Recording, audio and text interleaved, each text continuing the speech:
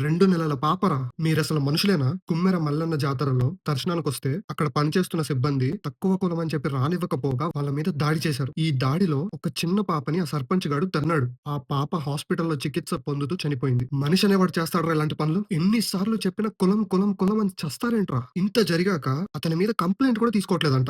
ఎందుకంటే అతను ruling party sarpanch అని. ఈ వ్యవస్థ మీద నమ్మకం ఎప్పుడో పోయింది. కానీ మళ్ళీ నిరూపించారు నమ్మకం పెట్టుకోకూడదని. మూగ జంతువుల్ని కాదురా, అదే జాతరలో మీలాంటి రాక్షసుల్ని బలి తీయాలి. అమ్మవారు ఏ రోజు మూగ ప్రాణాల్ని బలి కోరలేదు. వాళ్ళు సంహరించిందంతా మీలాంటి రాక్షసుల్నే. ఇంకా కులం, కులం, కులం అంటూ గుళ్ళోకి రానివ్వకపోవడం ఏంట్రా? అలాంటిదొకటి ఈ ధర్మంలోనే లేదంటుంటే మీలాంటి వాళ్ళ వల్లే ఈ గతి పట్టింది ఈ రోజు. ఖచ్చితంగా వాడికి ఉరిశిక్ష పడాల్సిందే. ఇంకొకసారి ఎవడైనా కులం అనే పదం నోట్లో నుంచి రావడానికే భయపడాలి. మీ చుట్టుపక్కల ఎవడైనా కులం గురించి మాట్లాడినా వాడి పట్ల మీ చూపు ఒక చీడ పురుగు కన్నా హీనంగా ఉండాలి. ఆ చూపుకే వాడు సగం చావాలి. అలా మాట్లాడే వాళ్ళని చీప్‌గా చూడడం నార్మలైజ్ అయిపోవాలి. కులం అనే పదం పలకడానికి అవమానంగా ఫీల్ అవ్వాలి. బ్రిటిషర్స్ చేసిన ఈ దారుణాన్ని ఇంకా మోసే ఈ ఎదవలకి వాడికి వాడు హిందూ ఆర్ సనాతని అని చెప్పుకునే అర్హతే లేదు. మీలో ఎవరినైనా, ఎప్పుడైనా, ఎవ్వడైనా, ఎక్కడైనా కులం పేరుతో గుళ్ళల్లోకి రానివ్వకపోయినా, చిన్న చూపు చూసినా వంట గంగమ్మ తల్లి జాతరలో ఏట తలలు నరికినట్టు రప్ప రప్పన చొక్కా చిరిగేదాకా పట్టుకొని నిలదీయండి. ఈ ధర్మంలో పుట్టిన